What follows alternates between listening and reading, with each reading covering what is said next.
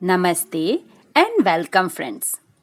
यहाँ पे आज हम 8 आई नो रूल्स फॉलो करेंगे जिससे हमारा ऑर्गेनाइज्ड और साफ सुथरा घर का सपना हकीकत में बदल सके। तो चलिए देखते हैं। पहला रूल है I know where it belongs to, मतलब कौन सी चीज़ कहाँ रखनी है ये मैंने पहले से डिसाइड करके रखा है।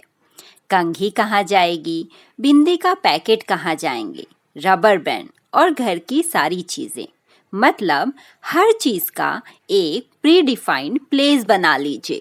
दूसरा रूल है I know it takes less than 5 minute, मतलब जिस काम के लिए 5 मिनट से कम लगना है हमें पता है, फिर भी हम इग्नोर करते रहते हैं।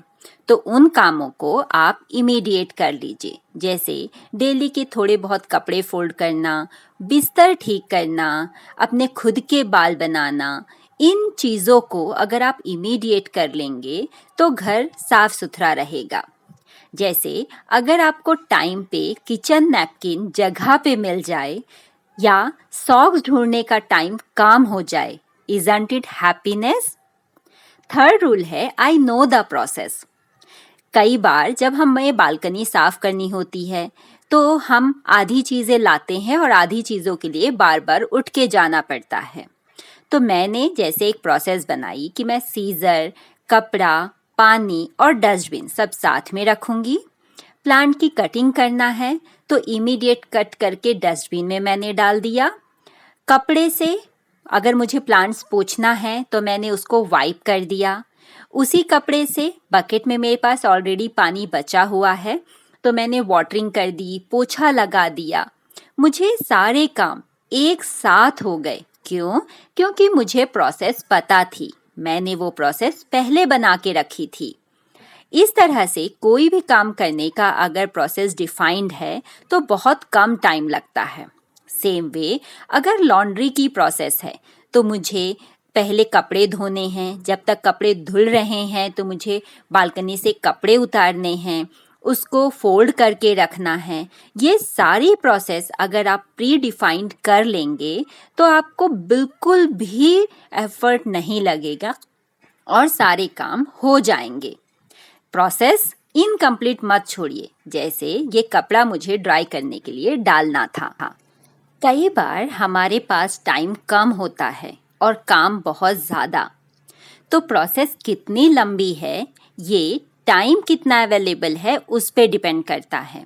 जैसे दोपहर के समय मेरे पास बहुत टाइम होता है क्योंकि मेरी क्लासेस वगैरह इवनिंग में होती हैं, तो दोपहर की प्रोसेस मैं लंबी रखती हूँ। किचन में खाना बनाने के बाद उनको बचे हुए खाना को पलटना, काउंटर टॉप क्लीन करना। जब मैं टॉप क्लीन करती हूँ तो उसी समय मैं पीछे का जो विंडो है वो भी क्लीन कर देती हूँ। बर्तन धो लेना, बर्तन जो ऑलरेडी धुले हुए थे, ड्राई हैं, उनको जगह पे रख देना, ये सब मैं एक साथ कर देती हूँ। अगर कोई ऑफिस गोइंग है तो मॉर्निंग में मे भी उसके पास इतना समय ना हो तो वो अपनी प्रोसेस को छोटी रखे, मे भी बर्तन साइड में रख दें। अगर हाउस हेल्प आती हैं तो उनको करने के लिए, या फिर सिर्फ काउंटर टॉप साफ कर दें। तो कितना टाइम अवेलेबल है उसके अकॉर्डिंग आप प्रोसेस डिफाइन कीजिए, how long the process is. जैसे अगर मुझे कपड़े धोने, जैसे मेरे बेटे ने नहाया था तो उसके कपड़े मैंने धोए, बकेट वगैरह सब कुछ मैंने साइड रख दी, पानी बकेट का पलट दिया, और हाँ, जो कपड़े बाथरूम में एक्स्ट्रा पड़े हैं उनको निकाल के और जो कपड़े आपने धोए हैं उनको ड्राई करना ना भूलें।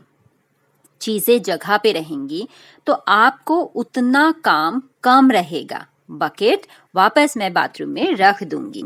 एवरी प्रोसेस की फ्रीक्वेंसी अलग अलग होती है, मतलब वो काम कब रिपीट करना है उसका टाइम अलग अलग होता है। जैसे पोछा को ही ले लीजिए। किचन में मैं 2 बार झाड़ू और 2 बार पोछा लगाती हूँ जब भी मैं खाना बनाती हूँ। सोफ़ा मुझे 3 बार क्लीन करना पड़ता है।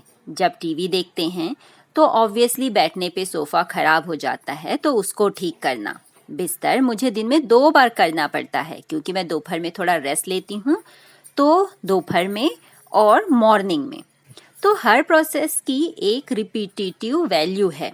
जैसे कपड़े धोना, कपड़े धोने का मैंने एक पैटर्न बनाया है कि वीक में मैं 2 बार मशीन चलाऊंगी। तो जो कपड़े धोने हैं उसका मैंने रूटीन फिक्स किया है ताकि कपड़े ओवरलोड ना हों।